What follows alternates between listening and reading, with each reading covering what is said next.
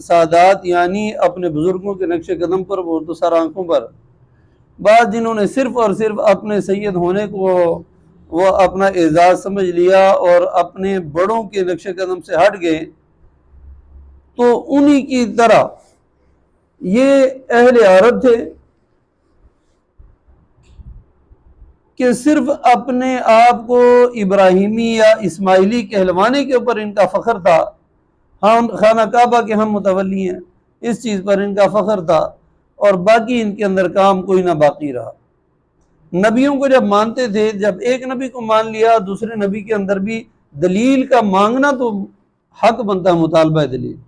لیکن جب دل کی دہلیز پر دلیل آ کر دستک دے دے اور بات سمجھ میں آ جائے تو پھر اس کو جھٹلا دینا یہ اپنے آپ کو ہلاکت میں ڈالنے والی بات ہے۔ آپ صلی اللہ علیہ وسلم کھڑے ہیں، آ کر یہ سارے قریشی اکٹھے ہو گئے، انہوں نے کہا محمد صلی اللہ علیہ وسلم، انہوں نے کہا آج ہم تجھے نبی مان جائیں گے اگر آپ یہ کام کرو کہ چاند کے 2 ٹکڑے کر دو۔ کہا پکی بات ہے، ہاں پکی بات ہے۔ آپ صلی اللہ علیہ وسلم نے فرمایا کہ یہ کام تو سب اللہ کے کرنے کے ہیں، لیکن مجھے اللہ سے امید ہے کہ ایسا اللہ کر دیں گے۔ آپ علیہ السلام نے انگلی اٹھائی، چاند کے 2 لخت ہو گئے۔ اب چاہیے تو یہ تھا کہ مطالبہ دلیل کے بعد دلیل جب مل گئی تو مان جاتے، پھر بھی جناب وہاں پر ان کی ضد یہ تھی، کہنے لگے اب ضد ہے نا، اندر بیماری ہے، باہر کی دلیل وہ مؤثر ہے، وہ میٹھی ہے، لیکن اندر بخار ہے تو وہ کڑوی لگ رہی ہے۔ وہ کہنے لگے محمد آپ کا جادو آسمانوں پر بھی چل گیا ہے۔ ایک دن ابو جہل آیا، ہاتھ میں بند کوئی چیز تھی، کہنے لگا محمد اگر آج بتائیں نا کہ میرے ہاتھ میں کیا، میں آج آپ کو مان جاتا ہوں۔ اچھا میں بتاؤں کہ تیرے ہاتھ والی چیز کیا ہے، یا تیرے ہاتھ میں جو چیز ہے وہ میری حقیقت بتائے کہ میں کون ہوں؟ یہ فرمانا تھا کہ مٹھی کے اندر سے کنکروں کے کلمہ پڑھنے کی آوازیں اس نے اٹھا کر نیچے پھینکی، کیا تھا ان کے اوپر بھی آپ کا جادو چلے گا۔ ماننے والے جو تھے وہ مان جاتے تھے، بعض لوگ بڑے سادے ہوتے ہیں بیچارے، ان کی عقل بڑی موٹی ہوتی ہے، کچھ خاص سی سمجھتے نہیں ہیں۔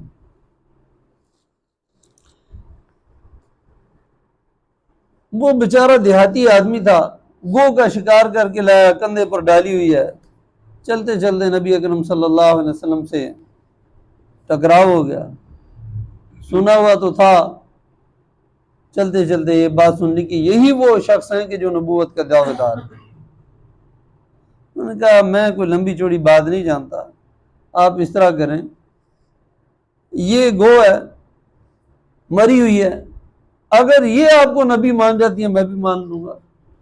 اور میں پکی بات ہے، ہاں جی پکی بات۔ گو نے اٹھ کے کلمہ پڑھا تو اس شکاری نے بھی کلمہ پڑھا اور نبی علیہ السلام کے دامن رحمت میں آ گیا۔ ایک پہلوان تھا رکانہ، بڑا تگڑا پہلوان، سرزمین عرب پر وہ اس کا چیلنج ہوا کرتا تھا کہ وہ چمڑے کے اوپر، گائے کے چمڑے پر پاؤں رکھ کے کھڑا ہوتا، کہتا کوئی جنا ہے تو آگے نکالے میرے پاؤں کے نیچے سے اس چمڑے کو۔ لوگ کھینچتے یہاں تک کہ چمڑا پھٹ جاتا مگر اس کے پاؤں کے نیچے سے نہیں نکلتا تھا، اتنے اس کے پاؤں کے اندر جماؤ اور ٹھہراؤ تھا۔ نبی علیہ السلام اس کے پاس دعوت حق لے کر گئے، انہوں نے کہا مجھے لمبی چوڑی دلیلیں نہیں آتی، آؤ میرے سے کشتی کرو، اگر آپ نے مجھے پچھاڑ دیا آپ کو مان جاؤں گا۔ فرمایا اچھا مانو گے واقعی؟ ہاں جی مان جاؤں گا۔ آپ صلی اللہ علیہ وسلم اترے میدان میں اور اس کو ایک داؤ لگایا، اٹھا کر نیچے مارا۔ انہوں نے کہا یار سمجھ ہی نہیں آئی، آپ کا داؤ چل گیا۔ دوبارہ نبی علیہ السلام نے دوبارہ اٹھا کے نیچے پٹک دیا۔ انہوں نے کہا اچھا آپ فائنل میچ اب اس فائنل میں اگر اس راؤنڈ میں آپ جیت گئے تو آپ کی جیت مان لوں گا۔ آخر اس کے ذہن میں تھا کہ یار میری ٹکر کا بندہ کوئی دنیا میں ہے نہیں. فرمایا چل ٹھیک ہے فائنل میں پھر اس کو اٹھا کے نیچے مارا. اس نے کہا اشہد ان لا الہ الا اللہ اشہد ان محمد عبدہ ورسولہ. تو دلائل حق کا مطالبہ کرنا یہ تو حق بنتا ہے، مگر حق سامنے آنے کے بعد اس کو قبول کرنا یہ انسان کا فرض ہے. تو اللہ سبحانہ وتعالی یہاں پر مشرکین عرب سے فرما رہے ہیں کہ انہ هو السمیع البصیر، تم جو کچھ کہہ رہے ہو، جو کچھ کر رہے ہو، یہ سارا میری کسٹڈی سے باہر نہیں، میں سب کچھ سن اور دیکھ رہا ہوں. جیسے ہمارے لگا ہوتا ہے، لکھا ہوتا ہے کہ کیمرے کی آنکھ آپ کو دیکھ رہی ہے. تو تمہارے رب کی آنکھ تمہیں دیکھ رہی ہے، رب تمہیں سن رہا ہے. یہ جو تمہاری حرکتیں ہیں یہ ٹھیک نہیں ہیں. یہ کسی نبی کے ساتھ تمہارا برتاؤ ایسا نہیں ہونا چاہیے. آگے فرما وَآتَيْنَا مُوسَى الْكِتَابَ وَجَعَلْنَاهُ هُدًى لِبَنِي إِسْرَائِيلَ أَلَّا تَتَّخِذُوا مِن دُونِي وَكِيلًا. ابھی تک تو حضرت سیدنا محمد رسول اللہ صلی اللہ علیہ وسلم کی معراج کا تذکرہ تھا. اب حضرت سیدنا موسیٰ علیہ السلام کو بھی اللہ نے معراج عطا فرمائی تھی. وہ طور پہ جاتے، رب تعالیٰ سے باتیں کرتے اور واپس تشریف لے آتے. تو معراج محمدی کے بعد معراج موسوی کا یہاں پر ایک لطیف اشارہ پایا جاتا ہے، اس وجہ سے یہاں پر اس کا ذکر ہوا. اور پھر اس کے بیان کرنے کے اندر ان کو یہ سمجھایا کہ مکے والو یہ جہاں پر تم بیٹھے ہو نا، صرف مسجد حرام کے متولی ہونے کا شرف اس کے اوپر گھمنڈ کر کے نہ بیٹھو. جو مسجد حرام کا امام آ گیا، جو امام الانبیاء ہیں، ان کی بات کو ماننا تمہارے لیے ضروری ہے، ورنہ تمہارے لیے مسجد حرام کی خدمت یہ کچھ معنی نہیں رکھتی. حضرت عباس رضی اللہ تعالیٰ عنہ جو رسول اللہ صلی اللہ علیہ وسلم کے بھی اور حضرت علی کے بھی سگے چچا تھے، یہ بالکل آخر میں جا کر مسلمان ہوئے. جب مکہ فتح ہوا تو ایک دن حضرت علی رضی اللہ عنہ فرمانے لگے چاچا جی اگر پہلے ہی آپ ایمان قبول کر لیتے تو کیا ہی اچھا ہوتا. انہوں نے فرمایا پتر ہم کو پہلے ویسے فضول میں تھوڑا رہے ہیں، ہم ویسے بھی تو ایمان اگرچہ نہیں لائے، مسجد حرام میں حاجیوں کو ہم جناب پانی پلاتے تھے، مسجد حرام کے خادم تھے ہم، نسل بعد نسل ہمارے مقدر میں مسجد حرام کی بیت اللہ شریف کی خدمت تھی. تو اللہ سبحانہ وتعالیٰ نے وحی اتاری اجعلتم سقایۃ الحاج وعمارۃ المسجد الحرام کمن آمن باللہ والیوم الآخر وجاہد فی سبیل اللہ لا یحسبون عند اللہ. تم نے کیا مسجد حرام کی خدمت کو، حاجیوں کے پانی پلانے کو ایمان کے برابر سمجھ لیا؟ لا یحسبون، یہ ہو ہی نہیں سکتا ہے. ایمان تو سب سے اعلیٰ ہے، ایمان کے برابر کوئی چیز نہیں ہے. باقی ہر چیز کی ویلیو ایمان کے بعد ہے. ایمان کے بغیر کسی چیز کی کوئی ویلیو نہیں ہے. تو اب یہاں پر ان کو یہ سمجھایا کہ تم جو مسجد حرام کی خدمت کرنے کو اپنا بہت بڑا اعزاز سمجھ رہے ہو، یہ اعزاز ایمان کے بعد اعزاز بنتا ہے. تمہارے اندر تو بے ایمانی آ گئی ہے، اپنے بڑوں کے نقش قدم سے تم ہٹ چکے ہو. اگر تمہیں کوئی بڑوں کے نقش قدم پر واپس لوٹنے کی تعلیم اور تبلیغ دے رہا ہے اور دلائل کے ساتھ تمہیں سمجھا کے تمہاری عقل کو، تمہاری قلوب و اذہان کو ٹچ کر کے تمہیں سمجھا رہا ہے، تم اس کے در پہ ہوگے. لہذا یہ جھوٹا اپنے ذہن کے اندر جو تقدس اپنے لیے پال لیا اس کو ذرا نکالو. ورنہ دیکھو تمہیں یہاں پر دنیا کی بھی کتنی نعمتیں، ایک تو تقدس تمہارا اخروی ہے، دینی اعتبار سے تمہارا مقام اور مرتبہ، اور دوسرا تمہیں دنیا میں بھی کتنی سہولت ہے. سورۃ قریش کے اندر ہے لِإِيلَافِ قُرَيْشٍ إِيلَافِهِمْ رِحْلَةَ الشِّتَاءِ وَالصَّيْفِ فَلْيَعْبُدُوا رَبَّ هَذَا الْبَيْتِ الذی اطعمہم من جوع وآمنہم من خوف۔ اللہ تعالیٰ ان کو قریشیوں کو کچھ نعمتیں گنوا رہے ہیں کہ تمہارے پر ہم نے کیا کچھ انعامات کیے ہیں، کہ ایلافہم رحلۃ الشتاء والصیف، تمہارے لیے گرمی کا سفر آسان کر دیا، سردی کا سفر، تجارتی سفر تمہارے لیے آسان کر دیا۔ اگر تم گرمی کے سفر میں، گرمی کے موسم میں سفر کرنا چاہو تو ٹھنڈے علاقے تمہارے ایک طرف ہیں، ادھر چلے جاتے ہو، تجارتی سفر تمہارے لیے آسان۔ گرمی میں جانا چاہتے ہو تو ٹھنڈے علاقوں کی طرف چلے جاتے ہو، سردی میں جانا چاہتے ہو تو گرم علاقوں کی طرف چلے جاتے ہو، آسان۔ تم کہیں نہ بھی جاؤ تو مکہ مکرمہ خود ایک سینٹرل پوائنٹ ہے، ایک مرکزی تجارتی منڈی ہے، ادھر والوں کو برابر پڑ رہا ہے، ادھر والوں کو، مشرق مغرب سارے لوگ یہاں پر آتے رہتے ہیں، تم تو اپنے گھر میں بیٹھ کر بزنس کر رہے ہو۔ تو یہ تمہیں قرآن، اللہ سبحانہ وتعالیٰ خانہ کعبہ کی برکت سے ایک تو یہ دے رہا ہے، اور دوسرا یعنی لوگ پھر زائرین حرم بھی آتے تھے۔ حرم شریف کے زائرین تو حضرت ابراہیم علیہ السلام کے بعد سے سلسلہ جاری تھا، لوگ آتے تھے عمرہ کرنے، حج کرنے، وہ کہ وہ پرانی ترتیب تھی ان کی، یا جاہلیت کی بیچ میں آمیزش ہو چکی تھی، تو وہاں پر بھی جو ہے ان کا بزنس چلتا تھا۔ تیسری بات کہ ان کو امن حاصل تھا، کہ لوگ چوری چکاری ڈکیتیاں بہت کچھ کرتے تھے، مگر حرم شریف کے جو یہ رہنے والے لوگ تھے ان کا احترام ہوتا تھا کہ یہ حرم کے باسی ہیں، تو ان کا ایک احترام وہ کرتے تھے، اور ان کو ہر قسم کی خرابیوں کے باوجود ان کے اوپر ہاتھ کوئی نہیں ڈالتا تھا۔ مجھے ایک واقعہ یاد آیا، میرے والد صاحب مرحوم اللہ ان کو غریق رحمت فرمائے، وہ واقعہ سناتے ہیں، میرے چاچا ٹرک ڈرائیور تھے، تو سندھ میں کہیں سفر کرتے کرتے اچانک ڈاکو پڑ گئے، تو ٹرک کا جو اوپر وہ چھجا ہوتا ہے اس میں کنڈکٹر وہ سویا ہوا تھا، اس نے دیکھا اچانک ٹرک رک گیا، تو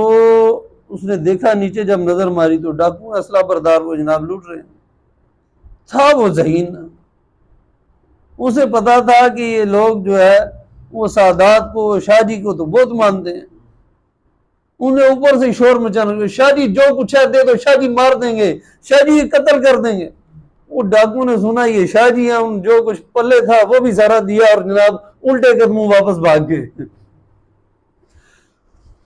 تو ان اہل حرم کو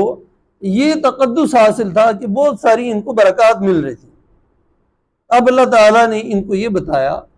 کہ دیکھو جو کچھ تمہیں مل رہا ہے یہی کچھ مسجد اقصیٰ کے متولیوں کو بھی مل رہا تھا، ان کو خاندانی تقدس بھی حاصل تھا، کہ جیسا کہ قرآن مجید میں فرمایا وَأَنِّي فَضَّلْتُكُمْ عَلَى الْعَالَمِينَ، ان کو ہم نے اتنی فضیلت دی تھی کہ ظَلَّلْنَا عَلَيْكُمُ الْغَمَامَ، بادل ان پر سایہ کرتے تھے، ان کو ہم نے یہ فضیلت دی تھی، من و سلوہ ان کے لیے اترتا تھا،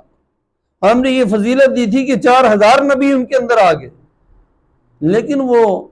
اصل بات کا سرا پکڑنے کے بجائے وہ محض اپنے تقدس کے اوپر نظر کیے ہوئے تھے کہ جناب ہم تو اونچے لوگ ہیں، تو ان کا پھر کیا بنا، مغضوب علیہم، غضب ان کے اوپر پڑا ہے۔ تو ان کا واقعہ بتا کر اہل مکہ کی تربیت فرمائی جا رہی ہے، ذرا ان کو دیکھ لو ان کا حشر کیا ہوا ہے، تمہارا بھی وہی ہو جائے گا۔ وَآتَيْنَا مُوسَى الْكِتَابَ، اور ہم نے دی موسیٰ علیہ السلام کو کتاب، وَجَعَلْنَاهُ هُدًى لِبَنِي إِسْرَائِيلَ، اور ہم نے بنایا تھا اس کو ہدایت بنی اسرائیل کے لیے، جس طرح تمہیں قرآن دے کر بطور ہدایت کے تمہیں دیا، اسی طرح ان کو بھی ہم نے ہدایت، بنی اسرائیل کی ہدایت کے لیے موسیٰ علیہ السلام کو تورات دی تھی، اور اس کا مین اور مرکزی سبق کیا تھا، اللہ تتخذوا من دونی وکیلا، کہ اے وحی کے لینے والو، لا تتخذوا من دونی وکیلا، میرے علاوہ کسی کو کارساز مت سمجھو، کسی کو اپنا کارساز نہ بناؤ، جیسے تمہیں بنانے والا تمہیں تخلیق کرنے والا میں ہوں، ایسے پالنے اور سنبھالنے والا میں ہوں، تمہاری حاجات کو میں پورا کرتا ہوں، تمہاری مشکلات کو میں دور کرتا ہوں، میرے علاوہ کسی کو اپنا حاجت روا مشکل کشا کارساز نہ سمجھو۔ مگر انہوں نے شرک کیا، ان کا شرک بچڑے کی پوجا سے شروع ہوا اور آگے بڑھتے چلے گئے۔ اب آگے ایک اور لطیف پیرائے میں پھر ان کو سمجھایا جا رہا ہے، یہ وارننگ دی جا رہی ہے۔ اللہ کا قرآن ایسا نہیں ہے کہ بات ایک ادھر سے ہو رہی ہے ایک ادھر سے ہو رہی ہے۔ اگر میں آپ کے سامنے بات ایک ادھر کی کروں مشرق کی دوسری مغرب کی، آپ کہیں گے یار یہ کیا بھونگیاں مار رہے ہیں۔ اللہ کا قرآن اللہ تعالی ہمیں سمجھ نصیب فرما دے۔ ذریۃ من حملنا مع نوح، ابھی جناب پہلی آیت میں نبی علیہ السلام کی معراج تھی، پھر موسیٰ علیہ السلام کا واقعہ۔ اب موسیٰ علیہ السلام کے واقعہ بیان کرنے کے اندر کیا کچھ حکمتیں وہ تھوڑی میں نے عرض کی ہیں۔ اب اگلی ذریۃ من حملنا مع نوح، اے اولاد ان لوگوں کی جنہیں ہم نے نوح علیہ السلام کے ساتھ سوار کیا تھا، انہ کان عبدا شکورا۔ یہاں پر بھی ان کو وارننگ دی جا رہی ہے کہ دیکھو نوح ہمارے ایک پیغمبر تھے، انہوں نے آ کر اعلان حق فرمایا اور دعوت حق دی،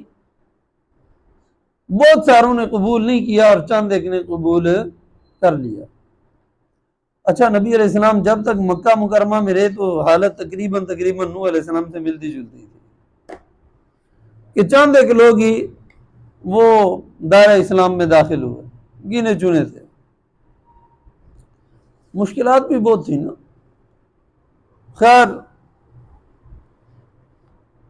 فرمایا کہ نوح پیغمبر کی دعوت کو جو نہ ماننے والے تھے وہ سارے کے سارے ہلاک ہوئے، اور جو ان کی دعوت کو ماننے والے تھے ان کو ہم نے کشتی میں سوار کر کے بچا لیا، اور آج تم جو روئے زمین پر چلتے پھرتے نظر آ رہے ہو تم انہی اپنے بڑوں کی اولاد ہو۔ یہاں پر بھی مفسرین نے فرمایا کہ جو کشتی میں لوگ سوار تھے وہ بھی تقریباً بعد میں جب کشتی اتری نیچے طوفان ختم ہوا وہ سارے کے سارے اپنی طبعی موت مرتے چلے گئے۔ جو آگے نسل انسانی چلی ہے وہ نوح علیہ السلام کے 3 بیٹوں سے چلی، حام، سام اور یافس، جو کہ یہ بھی کشتی کے اندر سوار تھے۔ چوتھا ایک لڑکا جس کا نام یام اور کنعان، یعنی ایک نام تھا اور ایک اس کا لقب تھا مشہور، وہ طوفان میں غرق ہو کر مرا۔ اس کا واقعہ آگے جب آئے گا تو انشاءاللہ تعالیٰ اس کو ہم لیں گے۔ تو اب ان کو یہ بتایا جا رہا ہے کہ تم جو زمین پر چلتے پھرتے نظر آ رہے ہو تم ان لوگوں کی اولاد میں سے ہو کہ جو کشتی میں تھے، اور وہ کشتی میں بیٹھے کیوں تھے، بٹھایا کیوں گیا تھا کہ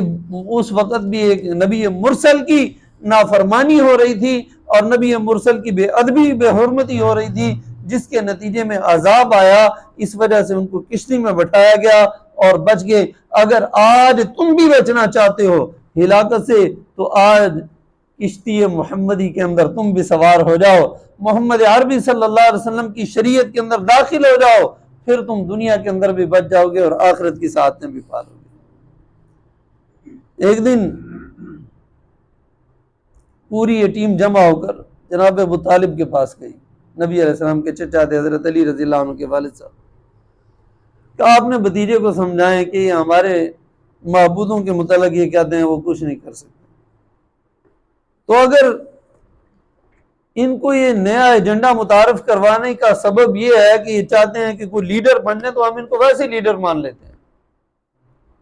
اگر کوئی مال و دولت چاہتے ہیں ہم فنڈ جمع کر کے ان کو دیں گے، ویسے بھی ہمارے درمیان میں معزز شخصیت تھے، فیصلے ان کے نبی علیہ السلام کیا کرتے تھے،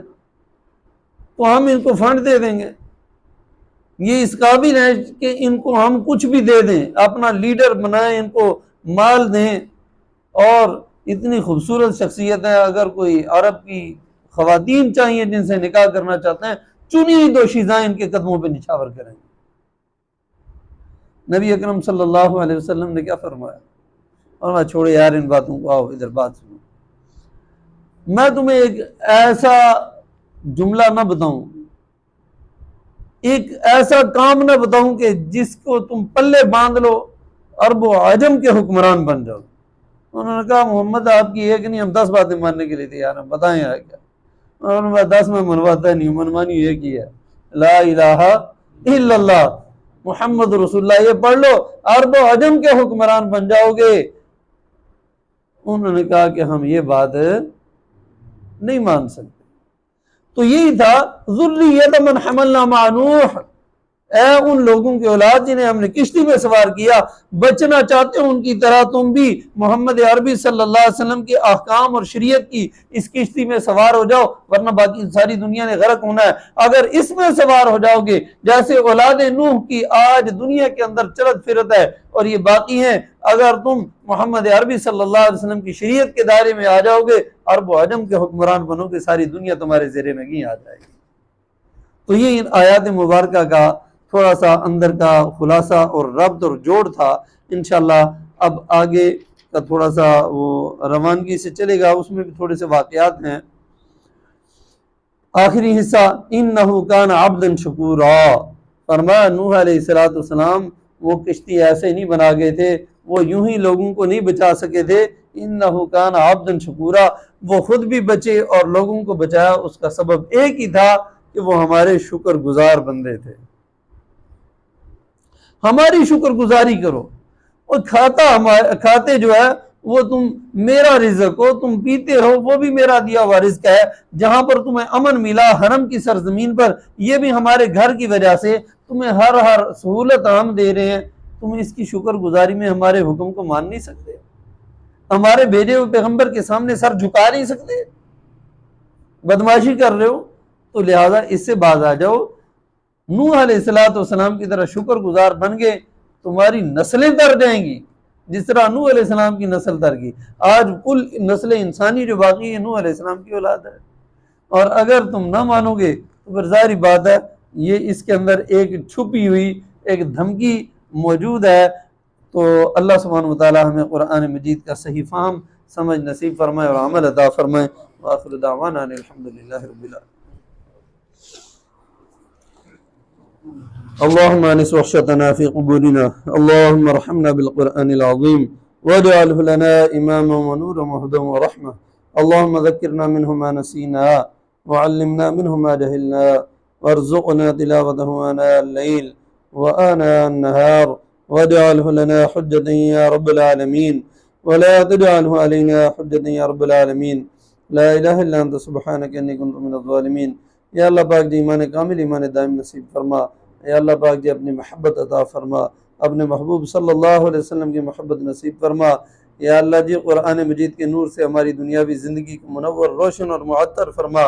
یا اللہ قرآن کی رفاقت ہمیں موت کے وقت بھی نصیب فرما، یا اللہ اپنی قبروں میں قرآن کا نور اور یا اللہ قرآن کی عطر نصیب فرما، یا اللہ میدان محشر میں قرآن کی رفاقت نصیب فرما، یا اللہ پل صراط پر قرآن مقدس کی رفاقت نصیب فرما دے، مولا جنت میں قرآن کا ساتھ نصیب فرما دے، یا اللہ دنیا آخرت کی ہر بھلائی نصیب فرما، وصلی اللہ علی النبی الامین۔ یا اللہ اپنی رحمت کی بارش نصیب فرما دیجیے، یا اللہ پاک اپنی رحمت کی بارش عطا فرما دیجیے، یا اللہ اپنے عذابات سے ہماری حفاظت فرما دیجیے، یا اللہ دنیا آخرت کی تمام بھلائیاں عطا فرما، یا اللہ یہاں پر ہم نے عارضی طور پر مسجد یا اللہ قائم کی، اپنے فضل سے یا اللہ اس کو مستقل قریب میں مستقل مسجد کا یا اللہ سبب اور ذریعہ بنا دے، یا اللہ آپ بڑے، آپ کے خزانے بڑے، یا اللہ آپ سے سب کچھ ہو سکتا ہے، مولا پاک اپنے فضل سے ہمیں یہاں پر ایک مستقل اور بڑی مسجد نصیب فرما، وصلی اللہ علی النبی الامی الکریم برحمتک یا رب۔